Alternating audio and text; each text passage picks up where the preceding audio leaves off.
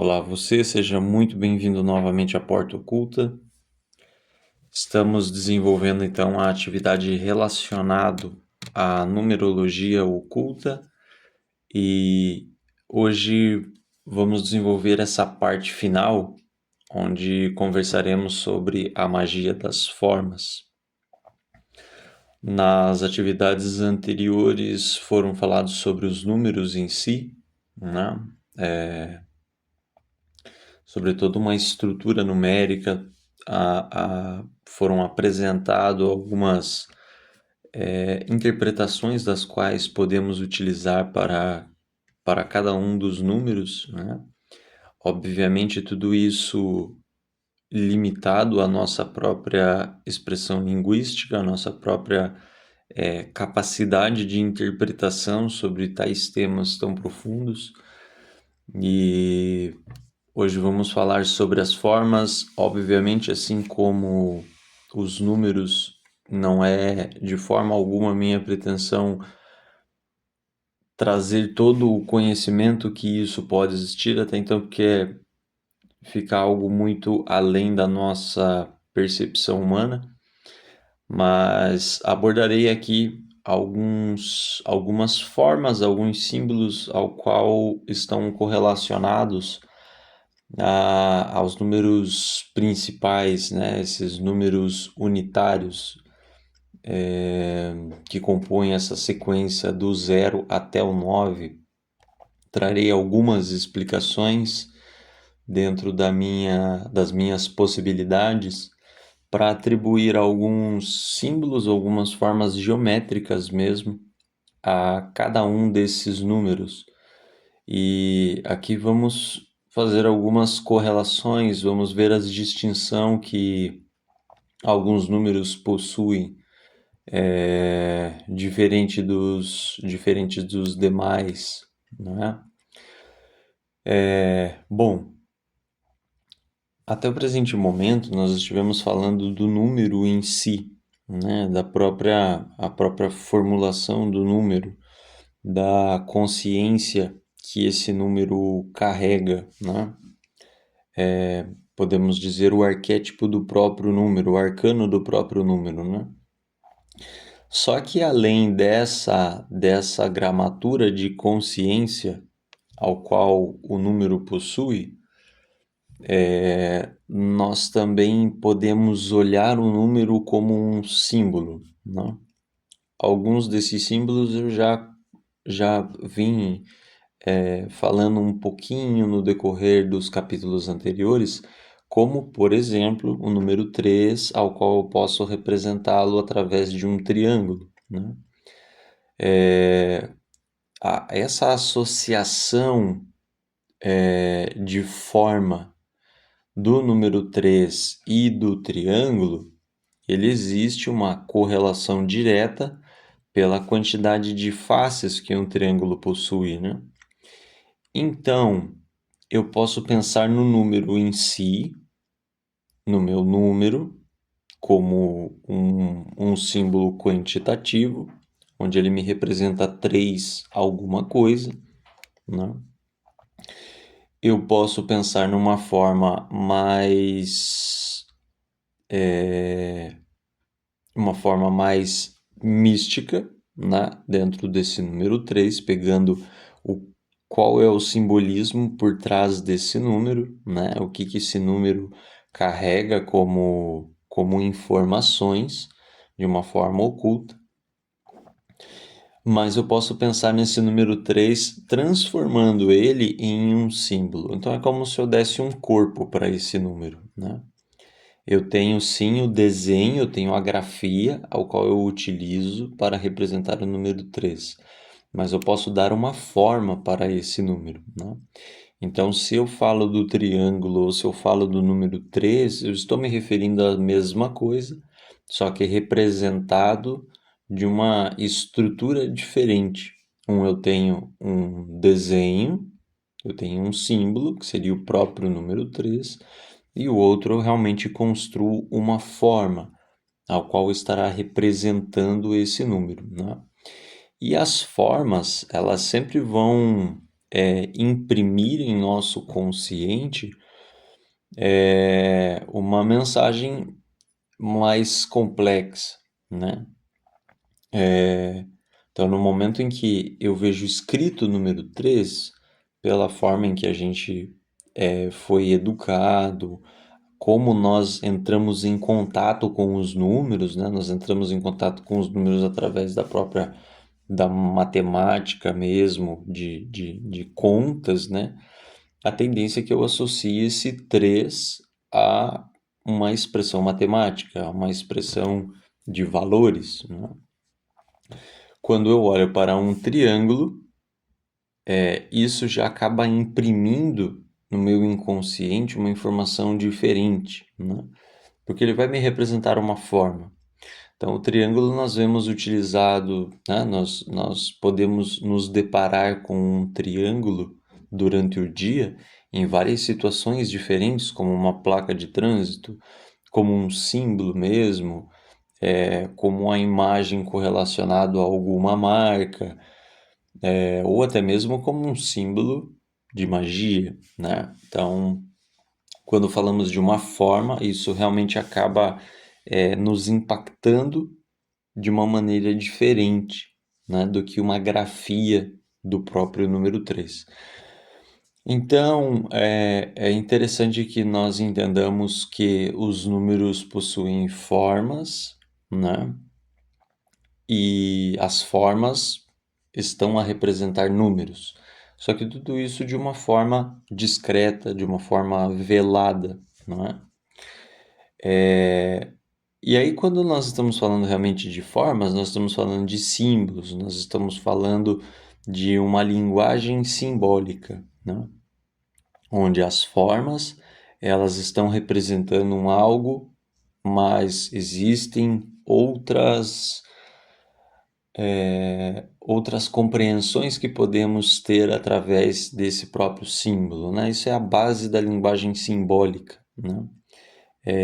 A linguagem simbólica ela pode ser carregada de alegorias, onde eu conto uma história, que essa história representa alguma coisa, mas ela tem uma mensagem subliminar nela e cabe a mim interpretar essa mensagem subliminar, por exemplo, né? A linguagem simbólica ela também pode usar de artifícios onde eu estou falando algo, mas eu solto pistas, né, da mensagem real ao qual eu quero passar, né? Então eu posso tanto usar uma alegoria contando uma história que possui uma interpretação no âmago dessa história, né? A linguagem simbólica eu também posso utilizar contando algo onde eu vou aos pouquinhos falando o que eu realmente quero dizer, também é uma outra forma de utilizar. E eu posso até mesmo partir para uma situação onde eu crio uma linguagem simbólica, onde eu simplesmente crio um símbolo, né? Eu crio um símbolo carregado de diversos elementos e a interpretação desse símbolo vai me trazer um conhecimento, né? Um exemplo que eu vou citar aqui é o tetragramaton, né? O tetragramaton ele é um símbolo de alta magia, né? Ele é representado por um pentagrama. Nós vemos ali os 4 naipes estampados nele, tem a espada, tem a bagueta, tem a taça e tem a moeda, né? Eu tenho as letras primordiais do alfabeto grego, eu tenho as letras do próprio alfabeto hebraico, eu tenho símbolos de alquimia. Então há diversos simbolismos que eles estão impregnados todo em um único símbolo. Então eu construo um símbolo de magia dessa forma, onde existe vários conhecimentos distintos e complementares que vão formar uma única coisa, né? Isso também é uma forma de linguagem simbólica, né? Eu guardo um grande conhecimento dentro de uma única imagem, né? Dessa forma, eu estou criando um arcano. Eu tenho uma coisa que é uma arca de grandes conhecimentos, né? E tudo isso acaba envolvendo a própria linguagem simbólica. Esse, essa, eu estou trazendo, né, esse nível de informações quanto à própria linguagem, as próprias expressões dos símbolos, para que a gente possa interpretar de uma forma mais simples o que nós vamos ver adiante, certo? Então, quando falamos de símbolos, nós temos formas, nós temos estruturas geométricas, e nós começamos a nos deparar com realmente uma construção geométrica, uma construção de formas que estão a nos representar algo, né? Isso é até mesmo conhecido como a própria geometria sagrada. Óbvio, aqui nós vamos pegar símbolos bem simples, né? Nós não vamos entrar em símbolos complexos, nós vamos pegar imagens básicas, onde qualquer um pode facilmente entender, pode facilmente visualizar mentalmente esse símbolo, né? Para vir acompanhando toda essa ideia, né?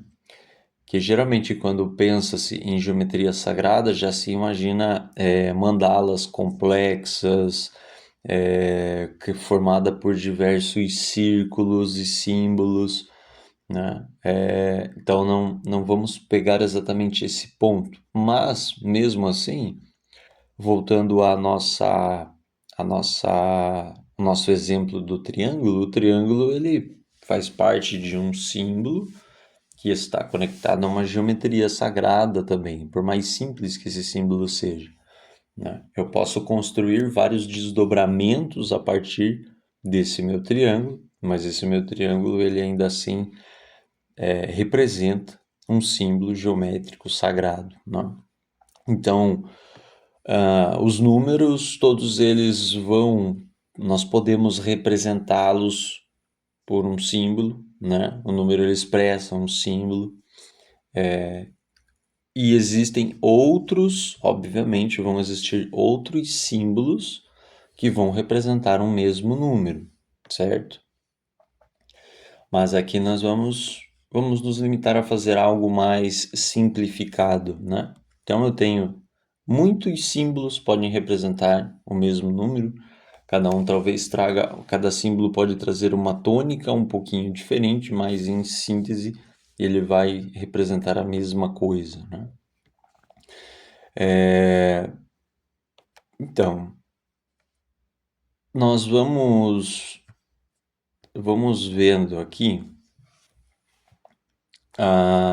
algumas situações para os números, né? Eu vou apresentar até mesmo alguns símbolos um pouquinho diferentes, dando por início o tema em si, né? Depois desse preâmbulo, chegamos à parte do número 0.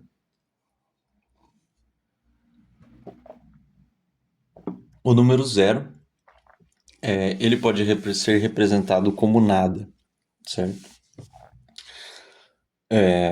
Eu posso representar o 0 sem nenhuma forma, e isso não invalida a informação, porque realmente o número 0 fisicamente ele não vai representar nada, né? Então, como fisicamente ele não vai representar nada, eu tenho o direito de representá-lo fisicamente através de nada. Mas se eu quero realmente impregnar uma forma que possa representar o número 0 fisicamente, né? Seria uma limitação, mas é algo que eu posso utilizar por referência. Eu posso representar esse número 0 como um círculo vazio, algo muito similar à própria grafia do número 0, que é basicamente um círculo vazio, né? Então o 0 ele pode ser representado através de nada, como ele pode ser representado através de um círculo vazio. Esse círculo vazio, eu vejo apenas um disco, né? Eu vejo apenas um círculo esférico construído, onde ele não tem nenhum tipo de referência, né? Então ele vai ser para a gente o círculo sem centro, né? Eu não tenho um ponto central para esse círculo. Ah, uma coisa interessante quando a gente pensa no círculo em si é que o círculo ele não existe um ponto de início nem um ponto de fim, né? Eu tenho um círculo contínuo e esse círculo contínuo, se eu vejo esse círculo já desenhado, eu não consigo dizer onde que começou a fazer esse círculo e onde terminou, né? Então ele tem essa representação de uma própria eternidade dentro dele, né?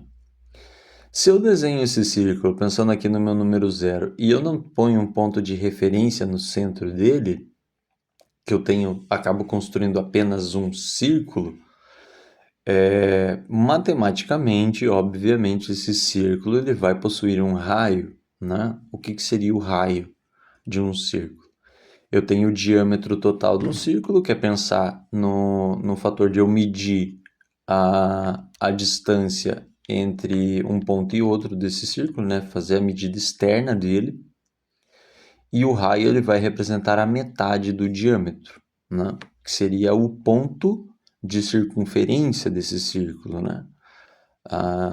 Todo mundo aqui deve saber exatamente o que é um compasso, né? Um compasso é uma ferramenta utilizada para a gente desenhar um círculo, né? O compasso eu coloco uma ponta fixa nele, no centro, com uma agulha, e eu giro a outra ponta do compasso. Dessa forma eu estou desenhando o círculo. A distância que eu tenho entre as duas hastes do compasso é a medida do raio desse círculo, certo? Então, isso pensando no fator matemático. Agora, pensando nesse fator dentro de um estudo esotérico, quando eu tenho um círculo sem o ponto central, eu estou falando de algo sem referência. Então, vai ser o meu círculo sem raio, é o meu círculo sem origem, né? Então, ele não foi originado de nada, né? Ele se originou dele mesmo. Não há como eu dimensionar esse círculo, não há como eu tentar determinar qualquer coisa sobre ele, porque não existe nenhum tipo de ponto de referência. Eu não consigo dizer onde começou a ser feito esse círculo e onde terminou. Eu não consigo dizer qual é o ponto de origem dele, que seria o ponto central, né, de onde parte o raio. Então isso ele vai realmente trazer essa ideia de um algo imensurável, né? Um algo que é indefinível e incomparável, né? Porque eu não possuo pontos de referência, eu não possuo pontos de contraste para determinar qualquer coisa sobre este símbolo, sobre este círculo, né? Então eu tenho esse círculo sem centro, sem origem e sem um ponto de medição, né? É algo que é apenas o que é, né? Que está além ele fica algo muito além da própria racionalidade ou até mesmo de uma compreensão que venha a superar o nível racional, né? Ele está muito aquém da percepção humana. Isso seria esse símbolo do círculo sem o centro, né? No momento em que eu coloco um ponto central nele, aí ele já muda um pouco ele já muda a sua tônica, né? Ele já passa a ser um algo que é possível compreender, né? Ele já fica mais próximo à nossa realidade física, né? Então aqui realmente nós estamos falando de um símbolo, de um algo absolutamente, completamente espiritual. Isso é o círculo sem centro. Esse círculo, se eu estou pensando nesse círculo completo, né, ele não vai possuir nenhum tipo de divisão, ele não vai possuir nenhum tipo de repartição, né? Ele é algo absoluto. E quando pensamos matematicamente, aqui eu vou trazer algumas analogias para que a gente tire uma expressão, da própria numerologia comparativa, né? Do valor desses símbolos, né? Quando eu tenho um círculo completo, ele é dividido matematicamente por 360 graus, né? Então, se eu faço uma volta completa, essa volta completa ela desenha um círculo, e esse círculo possui a divisão de 360 graus, certo? Como esse meu círculo sem centro, ele não possui quaisquer tipo de divisão, ele é representado por esse montante total do 360, né? Se eu for reduzir esse valor do 360, eu tenho 3, o 6 e o 0. Somando 3 mais 6 mais 0, eu obtenho o resultado final de 9. Como nós vimos no capítulo anterior, o 9 ele é uma própria representação de um algo completo, né? De um algo que já está num ponto máximo, né? Então, o símbolo desse meu número 0, que está sendo representado pelo círculo, ele tem essa tônica de um algo perfeito, né? De um algo que é absoluto, né? Mesmo dentro de um processo de transformação e de evolução, esse 0 ele é algo absoluto, sendo ele mesmo, né? Como eu devo pensar, né? Como eu devo imaginar que todos os outros números, eles existem dentro do número 0, né? O 0 sendo um fator absoluto, todos os outros números eles acabam estando contidos dentro desse próprio número 0, né? Que representam algo que não existe, mas que tem essa potência de se tornar o desenvolvimento de tudo, né? Então, todos os símbolos futuros que nós vamos ver agora, eles estão conectados ao próprio círculo, né? Eles estão contidos dentro do círculo, já que todos os números estão dentro do próprio número 0, né? Então, esse é o fator. Dentro do 0, eu tenho um algo que é esse 360, né? Que é a contagem total do círculo, e ele permanece com esse fator 9 de um algo completo. Partindo para o número 1, eu tenho um início de uma forma, onde eu utilizo esse mesmo círculo, né? Mas eu acrescento dentro desse círculo um ponto, né? Então eu começo a ter um ponto de referência, né? Se eu pensar em uma forma que eu possa representar o número 1, a única forma que eu poderia representar é com um único ponto, né? O número 1 ele torna-se algo sem dimensões, ele tem uma única dimensão, então ele não tem mobilidade, podemos dizer assim, né? Então no número 1 eu tenho um ponto. Um ponto representa o número 1. E esse um ponto está contido dentro do círculo. Nesse momento, a gente recria o próprio símbolo que representa o logos solar, né? O Sol dentro de um simbolismo da astrologia, né? Ele é representado por um círculo com um ponto no meio. Então, o número 1, ele tem esse mesmo fator, esse mesmo valor do Sol, né? É o início de uma forma. Eu tinha o 0 como um círculo, um algo absoluto, mas que ainda não está a me representar nada. E o número 1, esse círculo já ganha um ponto central, que representa a formação, a origem ou a síntese de tudo, né? Então, aqui eu já começo a ter uma representação de uma dimensão, né? Eu tenho uma dimensão construída através desse um ponto. Esse círculo com um ponto no centro, eu já tenho uma forma de mensurá-lo, né? Isso quer dizer o quê? Que eu já tenho a possibilidade de vir a compreendê-lo, porque ele já é algo material, ele já é algo manifestado. Mesmo sendo algo muito distante da minha realidade terrena, ele já é algo ao qual eu consigo compreendê-lo através dos meus esforços. Esse círculo ele já passa a ter uma referência, né? Mas ele não possui nenhum tipo de fração. Ele permanece como um algo absoluto, né? Porque eu ainda possuo esse círculo construído por inteiro. Eu tenho o círculo por inteiro, só que esse círculo possui um ponto no centro, né? Aqui nós temos uma situação de uma igualdade que possui entre o número 1 e o número 0. O número 0 representa o fator espiritual total e o número 1 vai me representar aqui o fator material completo, né?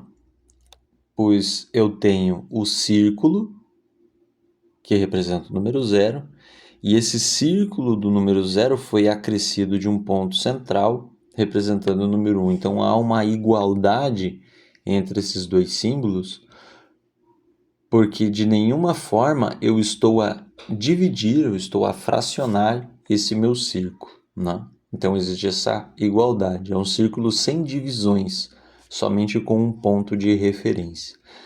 Então esse mesmo fator do 360 graus, ele permanece intocado, né? Eu não dividi a sua essência. Então o valor que vai me representar, eu tenho 3, o 6 e o 0, vai dar igual ao próprio número 9. Então há uma igualdade entre o 0 e o 1. No momento em que chegamos agora no número 2, aí eu já começo a construir essa divisão, essa fração, né? O que eu posso utilizar para representar o número 2? Uma linha, né? Se eu imaginei que o número 1 criou um ponto e o número 2 vai criar um segundo ponto, eu posso construir uma linha conectando esses dois pontos, né? É um segmento de reta que parte de um ponto até o outro ponto. Então, desses dois pontos conectados, surge uma linha, né? Surge uma segunda dimensão. Se eu pensar, né, voltando para o âmbito da matemática em si, né, dessa matemática acadêmica, eu tenho uma coisa chamada de plano cartesiano. Com o número 1, eu possuía um único plano. Então, não existe referências, né? Agora, quando eu construo uma segunda dimensão dentro desse plano cartesiano, eu já passo a ter duas referências. Eu já passo a ter a referência do em cima e embaixo, né? Eu tenho essa referência da direita e esquerda. Então aí aqui eu já posso construir um gráfico, né? Porque eu consigo construir algo. Agora eu já consigo começar a construir algo. Quando eu tenho um único plano, não é possível dar construção a algum tipo de forma. Quando eu tenho dois planos, eu já posso construir numa forma bidimensional, né? Então, eu tenho meu círculo. O meu círculo foi construído com um ponto no centro para representar o próprio número 1. E agora, com o número 2, o meu círculo passa a ser dividido por uma linha horizontal, né? Essa linha horizontal, ela está cortando o meu círculo ao meio. Então, aqui, nesse momento, eu passo a realmente estabelecer uma própria polaridade, né? Dentro desse círculo existe uma divisão, né? Existe uma divisão que corta esse círculo. essa divisão ela já vai me representar o quê? Dentro desse fator, eu tenho um lado espiritual desse círculo e eu tenho um lado material, né? Eu tenho duas meias-luas que estão construindo um círculo por inteiro.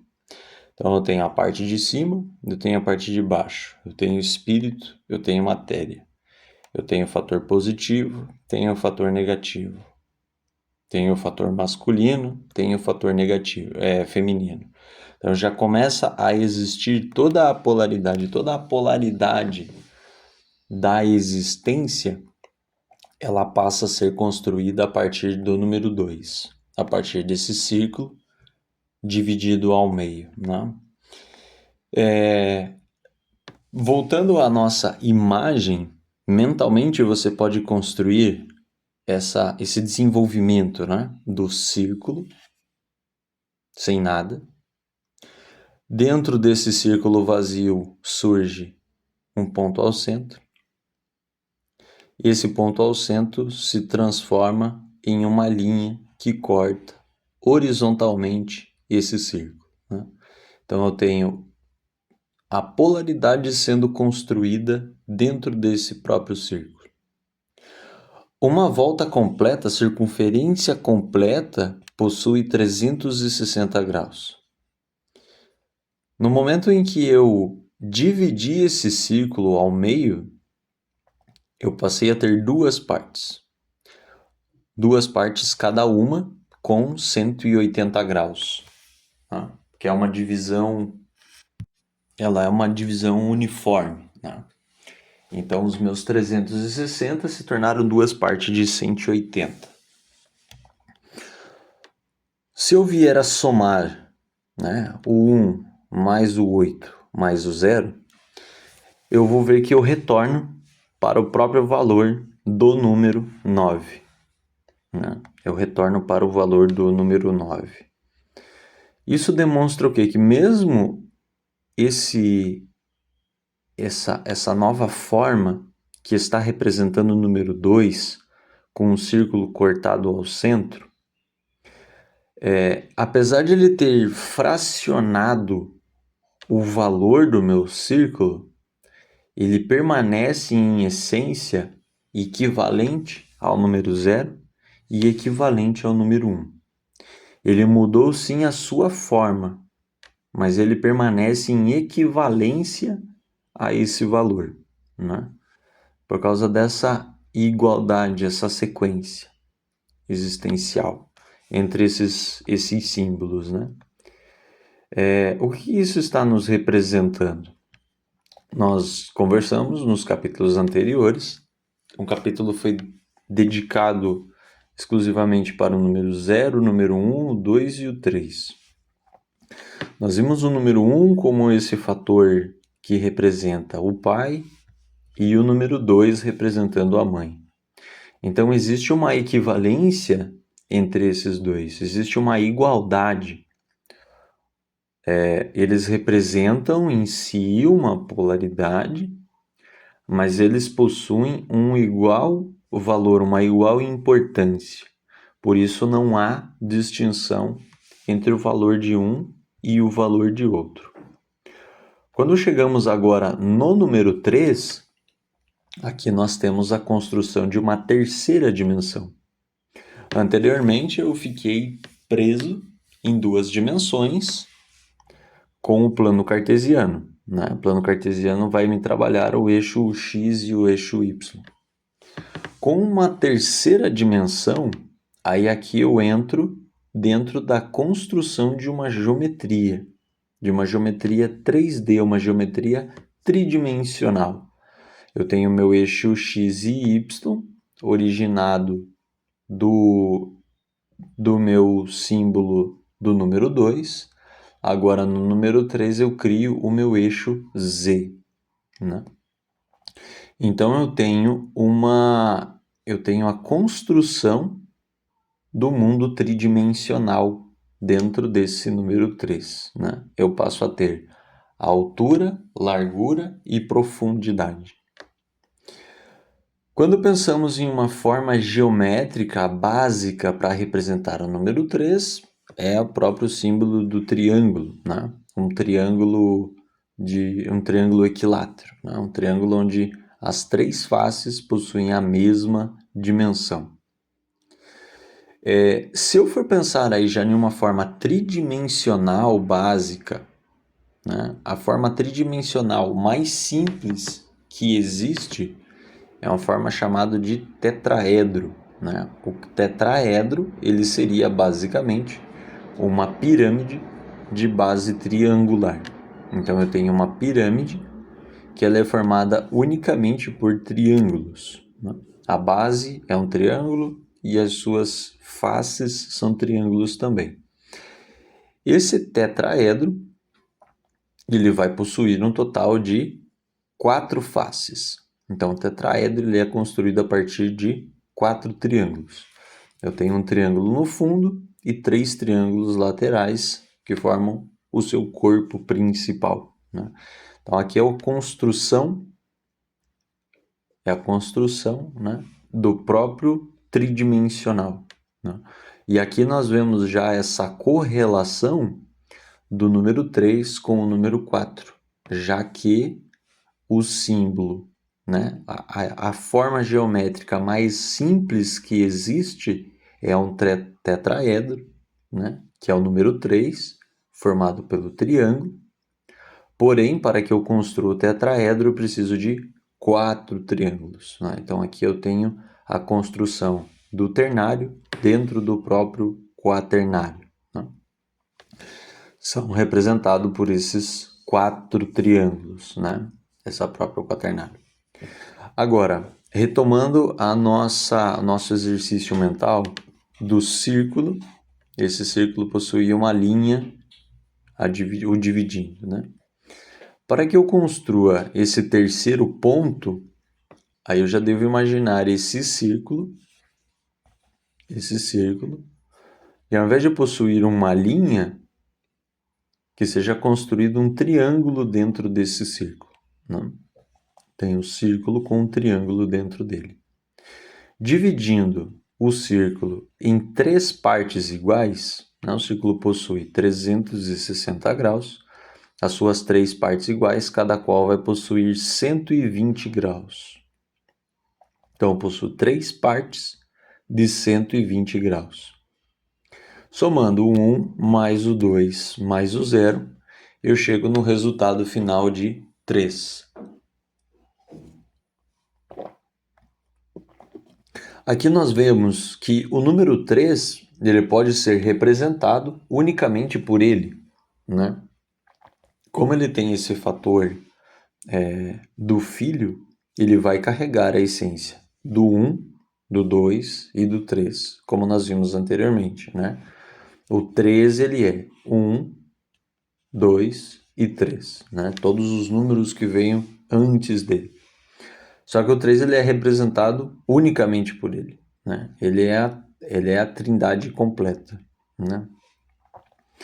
Esse número é um número que já quebrou uma sequência que nós vimos anteriormente, né? O número 0 carregando como resultado final o 9, o número 1 carregando como resultado final o 9, o número 2 carregando como resultado final 9, agora o 3, o seu resultado final é o 3, porque ele representa ele mesmo, né, dentro dessa estrutura. Quando pegamos a continuidade, chegamos no número 4, nós podemos chegar dentro dessa analogia de uma quarta dimensão, né? A quarta dimensão ela vai representar dentro desse fator aqui para gente, uma forma inconcebível para a mente lógica, né? Então nós não conseguimos racionalizar o que seria uma quarta dimensão, né?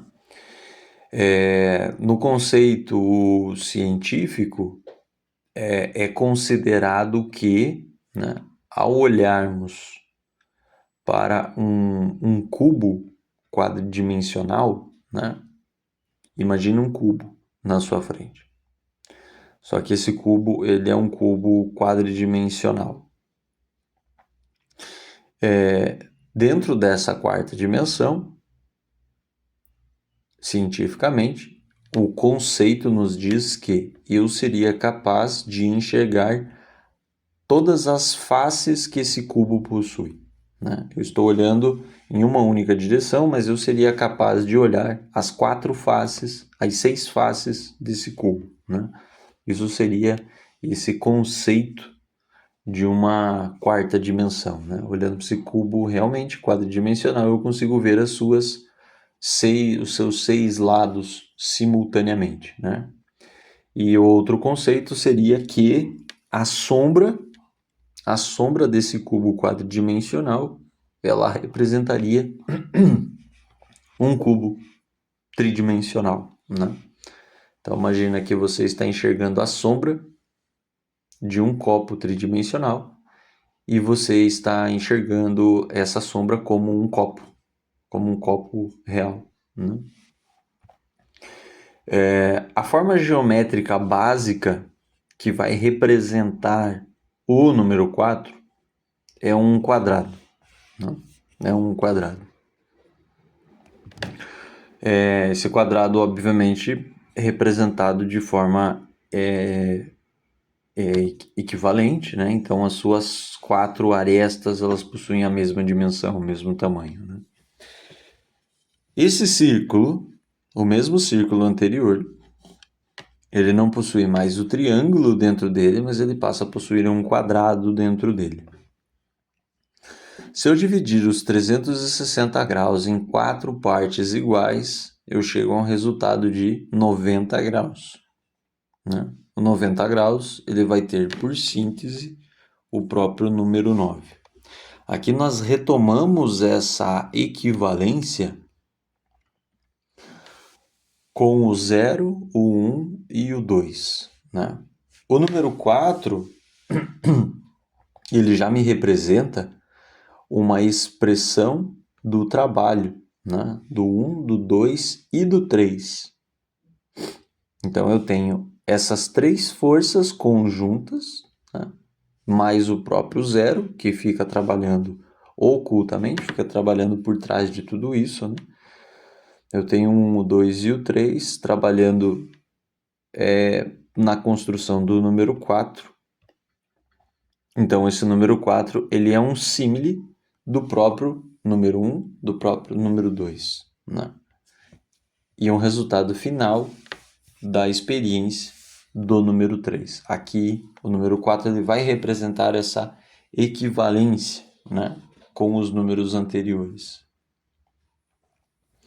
Partindo para o número 5, aqui nós temos o começo de uma construção de novas formas, né?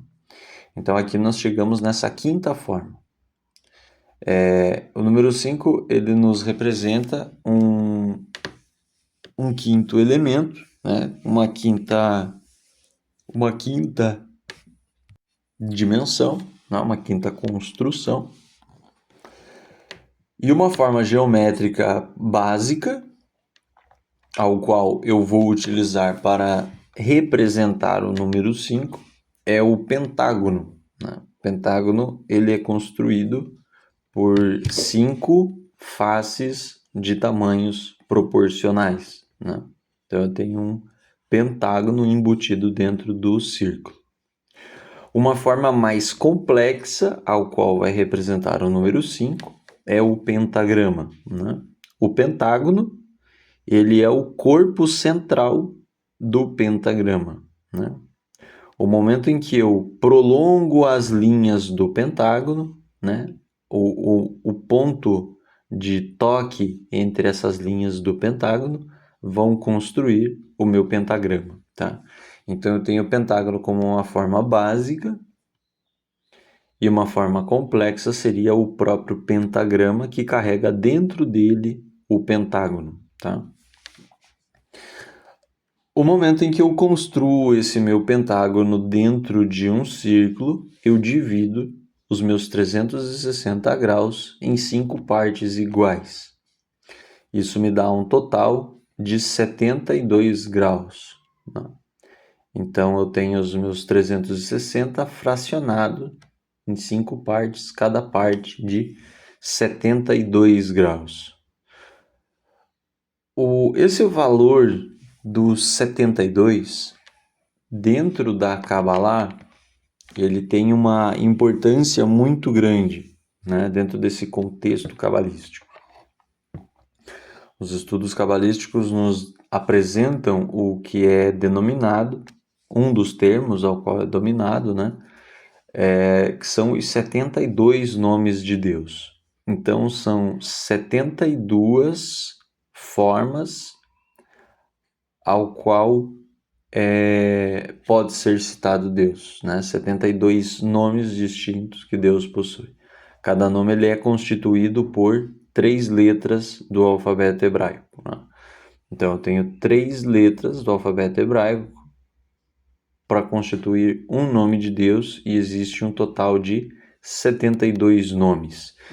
Isso também pode ser interpretado como os 72 anjos cabalísticos, né?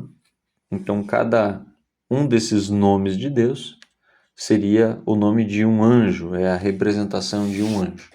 Ou podemos considerar que os 72 anjos, eles são realmente o próprio Deus, né? A união desses 72 anjos constituem o próprio Deus, né? Se eu pego essas minhas 72, esses meus 72 nomes, né? Cada nome possuindo 3 letras, isso me dá o resultado final de um total de 216 letras, né? Então, eu tenho 72 nomes, cada nome construído por 3 letras, isso me dá um total de 216 letras. 2 mais 1 mais 6 me conduz ao número 9, né? E me conduz ao próprio número 9. Assim como os meus 72 graus, né? 7 mais 2, 9. Né? Então, aqui há uma ressonância, né? Há uma combinação onde o número 5, formado pelo pentágono, ele tem como fator o próprio número 9, e ele está em equivalência com o próprio 9, né? Com o próprio símbolo de um algo completo. Seguindo, chegamos ao símbolo do número 6, né? O sexto ponto. A forma básica do número 6 é o hexágono, né? Então, é aquela construção que nós conhecemos, né? De 6 faces, e a sua forma complexa é representado pelo hexagrama, né? O hexagrama é construído a partir de 2 triângulos. Então, eu desenho um triângulo com o vértice voltado para cima, e sobreposto a esse triângulo um triângulo voltado com o vértice para baixo. Aqui eu tenho uma estrela, né? Eu construo uma estrela. A parte central do hexagrama é o hexágono, né? Então, ele é formado o hexagrama, né, é formado pela unificação desses 2 triângulos, um triângulo positivo e um triângulo negativo, e o centro dele é o próprio hexágono, que é essa sua forma básica, né? O momento em que eu divido divido esse círculo a um fator de 6 partes iguais, eu tenho um valor final de 60 graus. Então, eu tenho 6 partes de 60 graus. Como síntese, vai ser o próprio número 6, né? Nós conversamos nos capítulos anteriores sobre o número 6 e vimos que o 6 ele é a própria sequência do número 3, né? Então, há uma equivalência do 3 com o 6, né? Por isso mesmo que o 6 ele é construído pelo fator dos dois triângulos, né? Eu tenho no número 3 um único triângulo, no número 6 eu tenho dois triângulos que vão representar o equilíbrio, esse equilíbrio entre tanto o fator espiritual quanto o fator material, só que já dentro da própria manifestação, né? Onde o número 3 representa a manifestação, né? Representa realmente a forma construída, né? Pronta para pôr em trabalho, pronta para pôr em ação. Já o número 6 ele é o equilíbrio dessa forma, né? É o equilíbrio espiritual e material dentro da própria manifestação, né? Então eu devo refletir aqui sobre essa construção dessas sequências numéricas, né? Onde eu tenho uma primeira sequência, que é uma sequência construtora, né?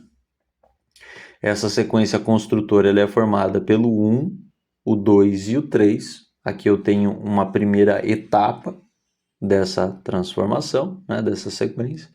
Eu tenho o 1, o 2 e o 3. A segunda sequência, que ela passa a ser uma sequência de manutenção, né? É a sequência mantenedora e equilibrante, ela vai ser formada pelos valores do 4, o 5 e o 6. E a sequência de transformação, essa sequência final, ela é formada pelos números 7, 8 e 9. Se eu pegar essa construção do número 1, 2 e 3, né, eu posso fazer o fator da soma deles, né? Então eu tenho 1 mais 2 mais 3 me resulta num total de 6. Se eu pegar a sequência mantenedora, eu tenho 4 mais 5 dá 9, 9 mais 6, 15, 1 mais 5, 6. Terceira sequência, 7 mais 8 me dá o total de 15. 15 mais 9, 24. 2 mais 4, 6. Então, o 6 ele passa a ser realmente, no contexto atual em que estamos vivendo, um ponto de máximo equilíbrio entre tudo aquilo que se constrói, que se mantém e que se transforma, né? Então, essa é a grande importância do símbolo do número 6, a grande importância do hexagrama, né? O símbolo da estrela de Salomão, né? Que está trazendo como síntese toda essa consciência. Por isso que o número 6, ele é um dos números que está se distinguindo dos demais, né? Até agora todos eles estão dando 9 como final. Diferente, né, com exceção do número 3, que vai representar realmente a sua individualidade, né? Vai representar o seu próprio trabalho. E o número 6, como uma consequência do trabalho do número 3, também vai ter a sua individualidade. Então, partindo para esse sétimo ponto, ele vai ser construído pela uma forma básica do heptágono, né? A sua forma complexa vai ser o heptagrama, né? Então, aqui eu tenho como heptagrama essa estrela de 7 pontas. Essa estrela de 7 pontas, ela é a forma de um alto simbolismo oculto, né? É um símbolo ao qual eu posso construir ali com esse símbolo, né? Com o símbolo do heptagrama, eu posso construir fórmulas da própria alquimia, né? Com os 7 elementos. Eu posso construir os símbolos dos 7 planetas sagrados, né? Então, toda essa construção, um próprio relógio, um próprio relógio mágico, através dos símbolos astrológicos, podem ser construídos através do heptagrama, né? Como conversado já anteriormente, esse número 7 ele é o próprio fator evolutivo, né? Ele vai representar algo que tem a tônica da evolução. Por isso a importância desse valor, desse número 7, e a importância deste símbolo, ao qual representa o próprio número 7. E aqui nós vamos ver uma particularidade, uma parcialidade ímpar que o número 7 vai possuir dentro desse estudo ao qual estamos fazendo, né? O número 7 ele acaba saindo da curva, né? Ele acaba representando um algo muito muito particular da sua própria natureza, né? Porque no momento em que eu pego um heptágono e coloco ele dentro de um círculo, o momento em que eu fraciono um círculo em 7 partes, eu vou ver que eu obtenho um valor irracional. Até o momento, nós tivemos no número 0 o valor do 9 como síntese, né? No número 1 também. No número 2 eu fracionei o meu círculo em 2 partes e obtive 180 graus. Dividindo em 3 partes, eu tive 120 graus. Dividido em 4 partes, eu tenho 90 graus. 5 partes, 72 graus. 6 partes, 60 graus. Agora, no momento em que eu fraciono esse círculo em 7 partes, eu vou ter um valor irracional, eu tenho um número quebrado, né? Aqui ele vai dar um valor de 51,42857 e por aí vai. Então o número 7, ele representa algo que não pode fracionar esse círculo, né? O número 7 ele não pode quebrar em 7 partes esse círculo que está me representando todo. Porque a tônica dele é uma própria tônica da evolução, né? Então, o 7 em sua natureza, ele vai expressar uma particularidade distinta, né? Como este representa o princípio evolutivo de tudo, a evolução do próprio círculo, não encontraremos uma expressão matemática lógica que nos permita dividir o círculo em 7, pois a evolução ela não se divide, né? Ela não divide. Eu poderia, com o número 7, construir 7 círculos, né? Mas eu não posso pegar um círculo e dividi-lo e fragmentá-lo em 7 partes. Então aqui nós vemos esse fator ímpar do número 7. O número 8 e o número 9, ele não passa por essa situação, né? Aqui vendo do 0 até o 9, todos esses números, exceto o número 7, todos eles, exceto o número 7, eles vão sempre me dar um número integral, né? No número 7, ele realmente demonstra-se como algo irracional, né? Irracional porque, como dito, né, eu não consigo quebrar esse meu círculo em 7 partes, né? Por causa da própria tônica do número 7, que é uma tônica de evoluir, né? É uma tônica da multiplicação. Agora nós chegamos aqui na reta final, vamos falar do número 8. A forma básica do número 8 é o octógono, e a sua forma complexa é o octagrama, né?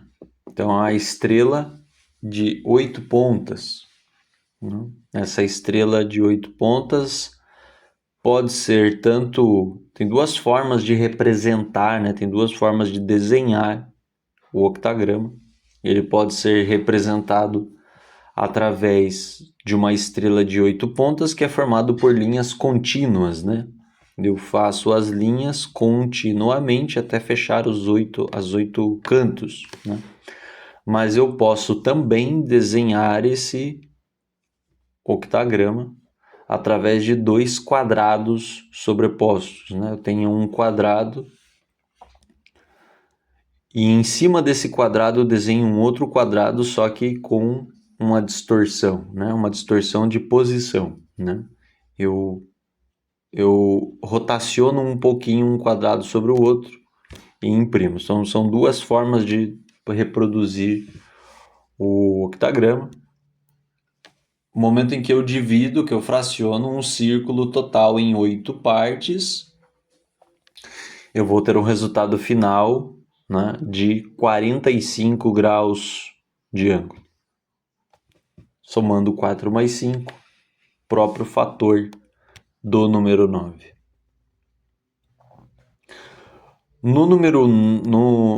No símbolo que nós vamos atribuir agora ao número 9, né, ele é a forma final, ele é o simbolismo final aqui, ele tem como forma básica o nonágono, né, que aí seria um símbolo geométrico formado por 9 cantos iguais. E a forma complexa dele é o nonagrama, que é um símbolo que vai representar a própria perfeição, né? O símbolo do nonágramo, o nonagrama, ele é um símbolo que está associado culturalmente há muito tempo atrás como símbolo de uma perfeição, né? Que é o símbolo que vai conter as 9 forças embutidas em si mesmo. Quando eu divido um círculo, né? Dividindo um círculo em 9 partes iguais, eu vou ter como resultado final total de 40 graus de ângulo, tá? 40 graus de ângulo, fracionando 360 graus em 9 partes. 4 mais 0 igual a 4. Então, o número 9, na sua completude, né, dentro desse estudo que estamos fazendo dos símbolos, o número 9, ele vai representar para a gente, né, a própria busca da completude da experiência do quaternário, né? Então, ele é o símbolo, esse nonagrama, ele nos representa a experiência do quaternário concluída, né? Então, é a perfeição dentro da experiência do ciclo que estamos vivendo. É a experiência humana concluída, né? O desenvolvimento da própria experiência humana. E nós vimos esse fator de graus, de ângulo, né? Com um total de 40 graus.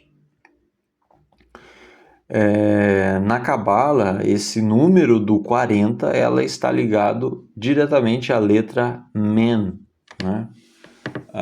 Dentro da Cabala, as letras, elas representam valores numéricos.